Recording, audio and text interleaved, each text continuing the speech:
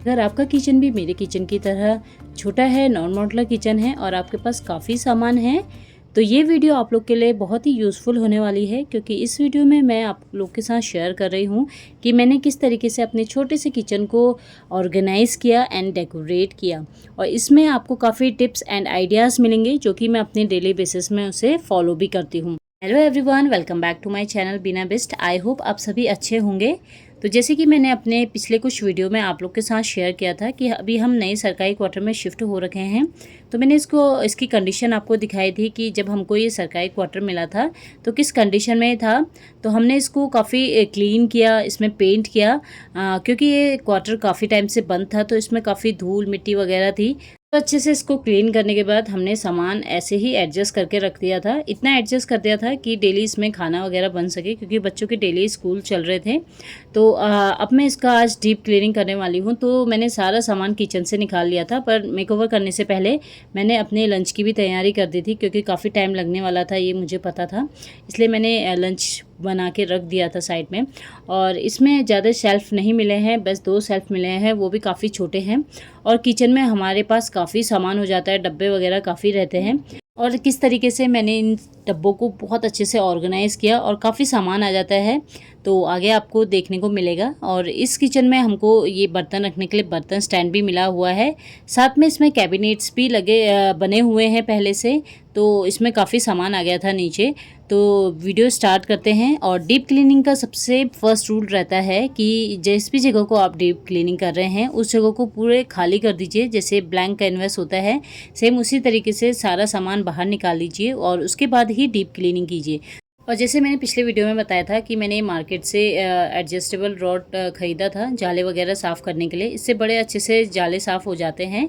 तो डेली तो हम जाले वगैरह साफ़ नहीं कर पाते हैं, तो मंथली एक बार ज़रूर डीप क्लीनिंग कीजिए अपने हर रूम की, जिससे कि आपको पूरे मंथली उसको देखने की ज़रूरत नहीं पड़ेगी, दोबारा से डीप क्लीनिंग करने की ज़रूरत नहीं पड़ेगी।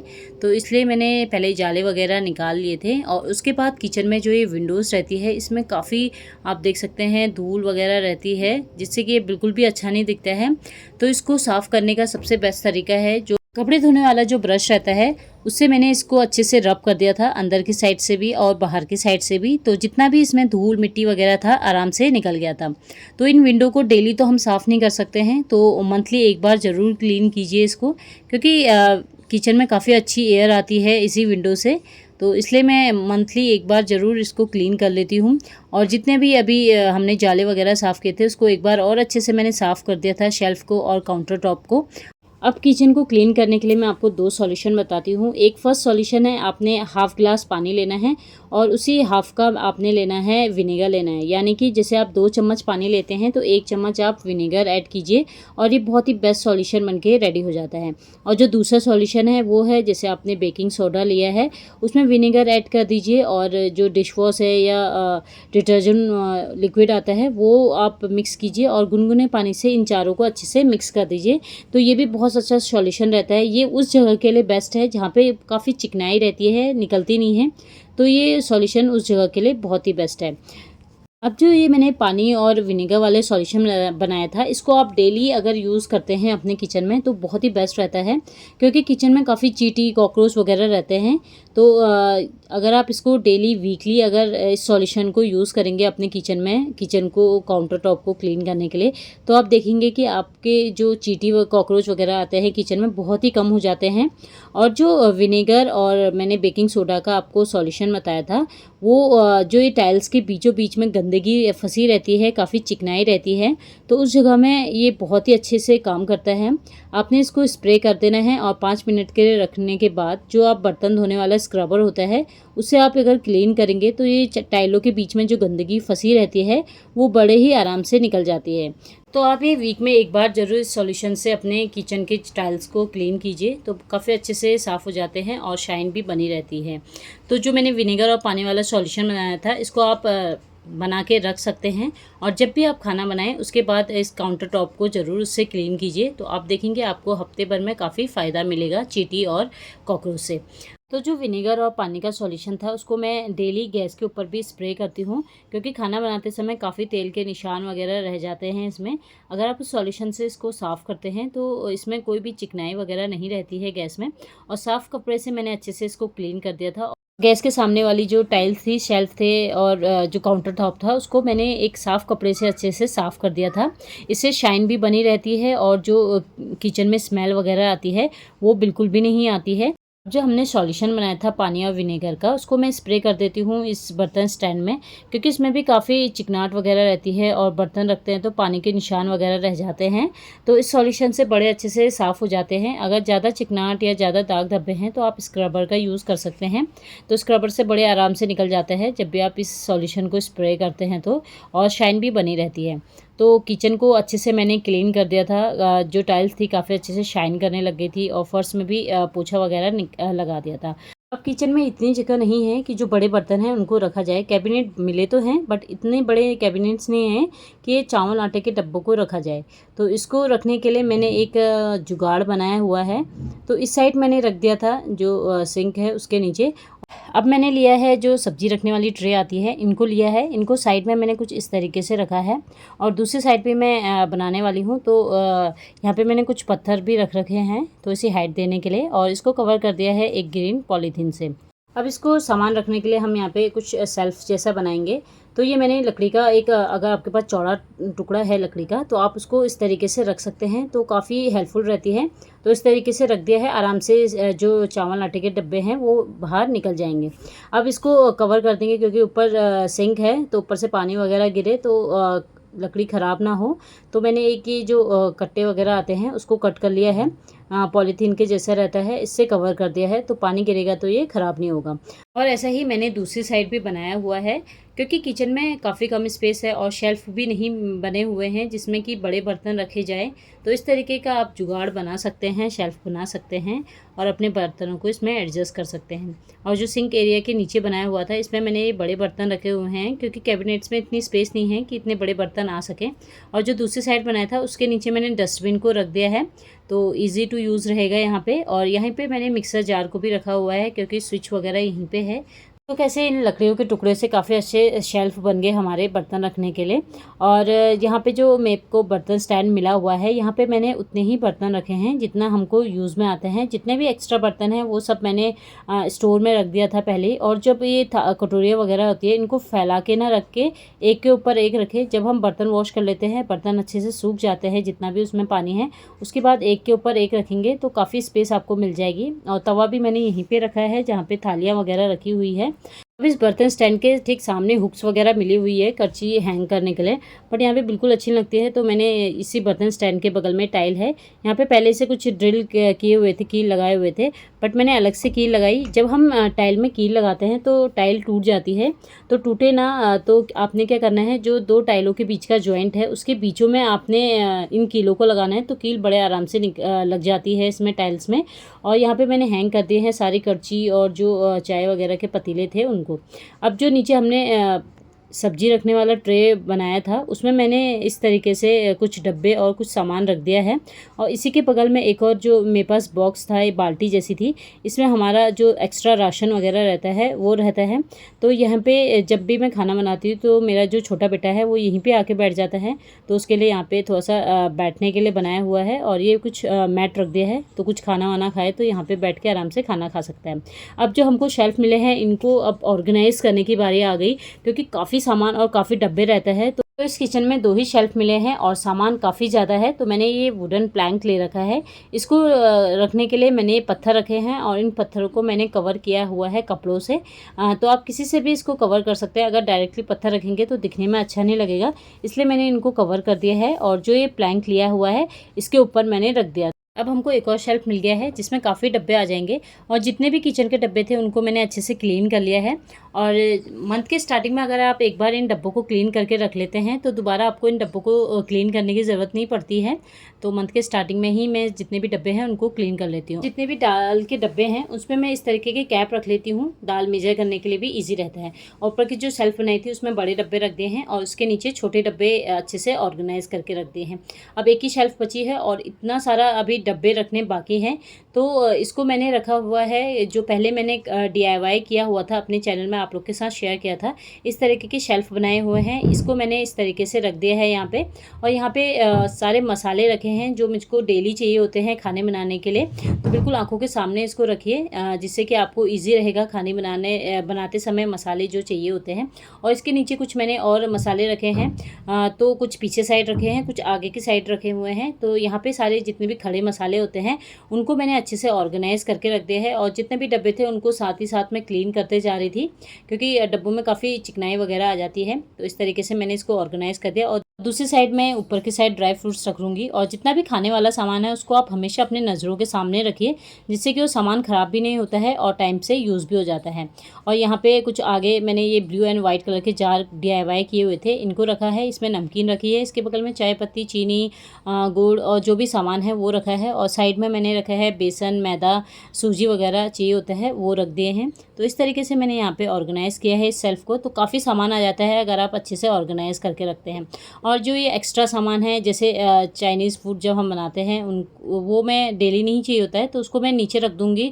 जो कैबिनेट्स बने हुए हैं, जो एक्स्ट्रा ऑयल है और जो एक्स्ट्रा सामान है, उन सबको अच्छे से इस कार्डबोर्ड बॉक्स में रख दूँगी। और इनको मैं नीचे जो कैबिनेट्स दे रखे हैं उसमें सामान को मैंने अच्छे से एडजस्ट करके रख लिया है। तो वो सामान रखा है यहाँ पे जो डेली नहीं चाहिए होता है, वो सामान सब मैंने कैबिनेट्स के अंदर रख दिया है। काउंटर टॉप को डेकोरेट करते हैं, तो काउंटर टॉप पे ये ऑयल डिस्पेंसर रखे हुए हैं मैंने। तो ये जो ऑयल डिस्पेंसर बोतल है ये मैंने मीशो से मंगाए हुए थे। और इसको यूज़ करते करते जब हम इसमें से तेल निकालते हैं तो कभी तेल ना डब्बे के बाहर लग जाता है। तो इसको साफ़ करने के लिए जो मैंने सॉल्यूशन बनाया हुआ था, बेकिंग सोडा को मिक्स करके विनेगर के साथ, उसको स्प्रे कर दिया है। आप इसको 2 मिनट के लिए रखिए और उसके बाद इसको आप किसी साफ़ कपड़े से अच्छे से क्लीन कर लीजिए। तो जितना भी इसमें चिकनापन लगा रहता है बोतल में, वो बड़े ही आराम से निकल जाता है। तो इस तरीके से मैं इसको अच्छे से क्लीन कर लेती हूँ इस बोतल को। बिना पानी से वॉश करें आप बोतल को अच्छे से क्लीन कर सकते हैं। और जो तेल ख़त्म हो गया था बोतल में, उसमें तेल को मैंने फिल कर लिया। अब जब भी हम बोतल पकड़ते हैं तो बोतल में कभी कभी बाहर से ऑयल वगैरह लगा रहता है, तो हाथ से स्लिप हो जाता है। तो हाथ से स्लिप ना हो तो इस तरीके से मैंने पुराना सॉक्स लिया है और ऊपर की साइड से कट करके इसको बोतल के बाहर से इस तरीके से पहना लेना है। इससे क्या होगा, जब भी हम बोतल पकड़ेंगे तो बोतल हाथ से स्लिप नहीं होगी और ये अच्छे से हमारे हाथ में उसका ग्रिप बना रहेगा। तो जो ये सॉक्स था, इससे आप 2 इस तरीके से बना सकते हैं। तो इस तरीके से मैंने 2 बना के रख दिए हैं। अगर एक ख़राब हो जाएगा तो दूसरा आप इसमें पहना सकते हैं बोतल में। और अगर आपके पास बच्चों के सॉक्स पुराने पड़े हुए हैं जो कि यूज़ नहीं कर रहे हैं, या कलरफुल सॉक्स हैं, तो वो और भी अच्छे लगते हैं। तो इस तरीके के आप जुगाड़ बना सकते हैं बोतल को पकड़ने के लिए। अब काउंटर टॉप को डेकोरेट करेंगे तो सबसे पहले मैं यहाँ पे केटल रख दूँगी। तो केटल इसलिए रखा है, पास में स्विच है तो पानी गर्म करने में ईजी रहता है। तो ये इस तरीके का मैंने एक प्लैंक रखा हुआ है। इसी में मैंने स्पैचुला और जो स्पून्स वगैरह है वो रखी है। घी का डिब्बा, इमाम दस्ता, वो सब मैंने यहीं पे रखा है। इसी के बगल में मैंने एक रैक रखा हुआ है। ये भी मैंने खुद से ही DIY किया था। बहुत ही प्यारा ये रैक है और इसमें मैंने कुछ सेरेमिक के पॉट्स रख दिए हैं। इसमें कुछ अचार है और कुछ बच्चों की कैंडी वगैरह होती है, वो सब मैंने इसी सेरेमिक पॉट्स में रखा हुआ है। और इसी के बगल में मैं अपने लिए एक ड्रिंक बनाती हूँ। जैसे मैंने 1 स्पून सौंफ लिया और उसमें गुनगुना पानी मैं इसको रख देती हूँ यहाँ पे, और उसके बाद इसको ड्रिंक करते हैं तो काफ़ी अच्छा हेल्थ के लिए रहता है। तो ये भी यहीं पे ही रहता है मेरा। और मैं हमेशा अपने किचन में काउंटर टॉप साफ़ करने के लिए एक्स्ट्रा कपड़े रखे रहती हूँ। तो इस तरीके की 2 बास्केट है, एक में काउंटर टॉप साफ़ करने के लिए है और एक में जो रोटी वगैरह कवर करते हैं वो हैंकीज़ रखी हुई है। ये भी सब मैंने कैबिनेट्स में नीचे रखा हुआ है। तो हमेशा अपने काउंटर टॉप में एक कपड़ा ज़रूर रखें, जब भी आप कोई खाना गिर जाए या पानी वगैरह गिर जाए तो आराम से उसको क्लीन करने। तो किचन में जब भी हम बर्तन वॉश करते हैं तो एक प्रॉब्लम रहती है कि जब भी हम बर्तन वॉश करते हैं तो पानी काफ़ी तेज़ से आता है, तो सारा पानी हमारे ऊपर आ जाता है, जिससे कि कपड़े हमेशा गीले ही रहते हैं। तो आप इस तरीके का टैप शावर यूज़ कर सकते हैं। ये आपको किसी भी लोकल शॉप में 10 रुपये में मिल जाएगा। तो जब भी आप इससे आप बर्तन वॉश करेंगे तो जो पानी है स्पीड से नहीं आएगा और आपके कपड़े बिल्कुल भी नहीं भीगेंगे। और दूसरी ये प्रॉब्लम रहती है कि जब भी हम बर्तन वॉश करते हैं या हाथ वॉश करते हैं, उसके बाद हम डायरेक्टली कपड़े में हाथ पोंछ लेते हैं। तो ऐसा बिल्कुल ना करें, इससे आपकी हेल्थ भी ख़राब हो सकती है, क्योंकि कपड़े गीले रहेंगे तो आपकी तबीयत भी ख़राब हो सकती है। तो हमेशा एक कपड़ा ज़रूर रखें अपने बर्तन जहाँ पे वॉश करते हैं उसके आसपास। इससे आपके कपड़े भी गीले नहीं होंगे और आपके हाथ हमेशा ड्राई रहेंगे। और इसके बाद एक और प्रॉब्लम यहाँ पे आती है, जो डिश वॉश लिक्विड आता है उसकी बोतल थोड़ी बड़ी रहती है। तो जब हम डिश वॉश यूज़ करते हैं बर्तन वॉश करने के लिए, तो किसी बर्तन में हम उस लिक्विड को डालते हैं, फिर पानी डालते हैं, जो एक्स्ट्रा बच जाता है उसको हम फेंक देते हैं। तो इससे डिश वॉश जो लिक्विड रहता है वो वेस्ट भी हो जाता है। तो ऐसा ना हो, तो और आप जो हैंड वॉश होता है खाली हो जाता है, उस बोतल का यूज़ कर सकते हैं। उसका स्टिकर निकाल के उसको अच्छे से क्लीन कर लीजिए और जो डिश वॉश है उसको थोड़ा सा डालिए, उसमें पानी ऐड कर दीजिए और अच्छे से मिक्स कर दीजिए। और जब भी आप इसको बर्तन वॉश करें तो आप इस लिक्विड को इसमें से जितना आपकी ज़रूरत है उतना निकालिए। इससे आपका जो डिश वॉश लिक्विड है वो वेस्ट भी नहीं होगा। और बर्तन धोने के बाद जो स्क्रबर रहते हैं उनको भी अच्छे से क्लीन कर लीजिए, क्योंकि आजकल मानसून है तो काफ़ी स्मेल रहती है। स्मेल ना हो तो स्क्रबर को अच्छे से क्लीन करके रखें। और हमेशा कपड़ा तो ज़रूर रखें आसपास अपने हाथ पोंछने के लिए। जिस जगह पे आप बर्तन वॉश करते हैं उसी के नीचे आप एक मैट भी ज़रूर बिछाएं, क्योंकि बर्तन धोते समय पानी अक्सर नीचे फ़र्श पे गिर जाता है और इसकी वजह से पूरा फ़र्श ख़राब हो जाता है।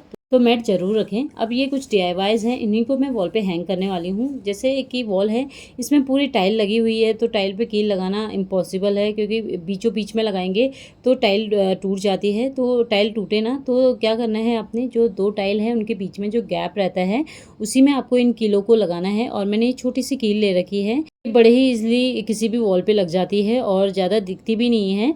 तो इस तरीके से मैंने इनको कीलों को लगा लिया था, जो मेरे को DIYs लगाने थे वॉल पे। तो एक एक करके मैंने सारे DIYs को वॉल पे लगा लिया था। और यहाँ पे ये बहुत ही इम्पोर्टेंट है बोर्ड मेमो। तो ये इसलिए ज़रूरी है क्योंकि जो भी सामान ख़त्म हो गया या जो भी आना है वो सब मैं इसी में लिख लेती हूँ, तो एक्स्ट्रा सामान कभी नहीं आता है। तो इस तरीके से पता भी चल जाता है क्या सामान किचन में है और क्या आना है। और कुछ और DIYs मैंने यहाँ पे हैंग कर दिए हैं। और ये स्पैचुला है, 2 और बचे हैं, इसको मैं कहीं और लगाऊंगी। और यहाँ पे कुछ और डेकोरेशन का पीस मैंने यहाँ पे लगा दिया है। और इसी के बगल में विंडो है, तो विंडो को कवर करेंगे एक बहुत ही प्यारे कर्टन से। ये भी मैंने खुद से ही DIY किया हुआ था। इसी को मैं यहाँ पे हैंग कर दूँगी इस विंडो के पास। और इसको जब मॉर्निंग और इवनिंग के टाइम पे मैं इस कर्टन को खोल देती हूँ। और यहाँ पे मैंने कुछ और प्लांट्स रखे हैं। ये वो प्लांट्स है, तो इंडोर प्लांट्स है, अंदर अच्छे से सर्वाइव करते हैं। तो अगर आपको कोई भी एरिया को इन्हेंस करना है तो आप प्लांट्स लगा लीजिए, चाहे आर्टिफिशियल है ओरिजिनल प्लांट है, ज़रूर लगाएं। इससे आपके घर में हमेशा पॉजिटिविटी बनी रहती है। और ये बहुत प्यारा सा धूप स्टैंड है, इसको भी मैं यहीं पे किचन में रख देती हूँ, जिससे कि किचन में जो भी स्मेल रहती है वो चली जाती है और एक अच्छी स्मेल रहती है। अब देख लेते हैं मेरे किचन का फाइनल लुक। तो वही पुराने DIY से मैंने इस बार भी किचन को डेकोरेट किया हुआ है। तो डेकोरेट करने के लिए ज़रूरी नहीं है कि आप महंगे महंगे आइटम्स लाके ही अपने किचन को डेकोरेट करें। आप छोटे छोटे DIY से भी अपने किचन को डेकोरेट कर सकते हैं। और मैंने अपने किचन को काफ़ी कलरफुल बनाया हुआ है, क्योंकि मुझे काफ़ी कलरफुल किचन पसंद है। तो इस तरीके से मैंने इस वॉल को डेकोरेट किया हुआ है। और यहीं पे मैंने अपना गैस भी रखा हुआ है। अभी इसके सामने वाली वॉल को मैंने डेकोरेट नहीं किया है, बट आने वाले टाइम में मैं इसको ज़रूर डेकोरेट करूँगी। और ये कुछ शेल्फ़ बनाए हुए हैं जहाँ पे अच्छे से मैंने सारे सामान को एडजस्ट करके रखा हुआ है, क्योंकि हमारे किचन में अक्सर काफ़ी सामान रहता है, काफ़ी डब्बे वगैरह रहते हैं। तो इनको अगर हम अच्छे से ऑर्गेनाइज़ करके रखेंगे तो काफ़ी सामान आ जाता है अच्छे से, और दिखने में भी ये बहुत ही अच्छा लगता है। तो कुछ इस तरीके से जो शेल्फ़ मिले थे मुझे 2 शेल्फ़, तो उसको इस तरीके से सारे मसाले मैंने इसमें एडजस्ट करके रखा हुआ है। और ये काउंटर टॉप है, काउंटर टॉप को भी मैंने ज़्यादा नहीं अभी भरा हुआ है, सिंपल ही रखा हुआ है। और किनारे पे कुछ सामान रखे हुए हैं, जैसे कि ऑयल वगैरह रखे हैं, स्पून वगैरह जो डेली चाहिए होता है वो रखा हुआ है। और विंडो को मैंने डेकोरेट किया हुआ है, वही अपनी ग्रीनरी से, अपने जो प्लांट्स हैं मेरे पास उन्हीं से डेकोरेट किया हुआ है। बहुत ही ये प्यारा लग रहा था किचन। और जब ग्रीनरी हम आसपास देखते हैं तब तो और भी सुकून मिलता है आंखों को। तो अपने किचन में हो गया चाहे रूम में हो गया, ग्रीनरी ज़रूर ऐड करें। और यहाँ पे नीचे की साइड डस्टबिन रखा हुआ है, इसी के ऊपर कुछ और स्नैक प्लांट रखा है, और ये चावल आटे का डब्बा वगैरह रखा हुआ है। और इसी के ऊपर मैंने ये छोटा सा जुगाड़ बनाया था बर्तन रखने के लिए। आप लोग ज़रूर बताएगा कि आपको ये जुगाड़ कैसा लगा। और यहाँ पे बर्तन वॉश करते हैं, बर्तन वॉश करने के ठीक ऊपर ही मैंने यहाँ पे चॉपिंग बोर्ड भी रखा है। और कुछ बर्तन यहाँ पे हैंग किए हुए हैं, जैसे करछी हो गई और कुकर के ढक्कन वगैरह इस तरफ रखे हैं, क्योंकि जो हमको बर्तन स्टैंड मिला है इसी के जस्ट बगल में रखा है, तो एकदम से दिखता नहीं है। और बर्तन स्टैंड के सबसे ऊपर मैंने कुकर वगैरह रखे हुए हैं, जो डेली चाहिए होता है वही सामान मैंने यहाँ पे रखा हुआ है। और जो स्पैचुला 2 बचे हुए थे उसको मैंने इस बर्तन स्टैंड के साइड में ही हैंग करके रखा हुआ है। तो आज की वीडियो में इतना ही। आई होप आपको मेरा आज का ये छोटा सा मेकओवर पसंद आया होगा। एंड पसंद आए तो वीडियो को लाइक कीजिएगा एंड कमेंट में ज़रूर बताइएगा कि आपको मेरी आज की वीडियो कैसी लगी। और आप अपने फ्रेंड्स के साथ शेयर कर सकते हैं। अगर जिसका छोटा किचन है तो वो कुछ इस तरीके से अपने किचन को ऑर्गेनाइज करके रख सकता है। आई होप उनको भी कुछ आइडियाज़ मिल जाए। तो मिलते हैं नेक्स्ट वीडियो में, तब तक till then take care and bye bye.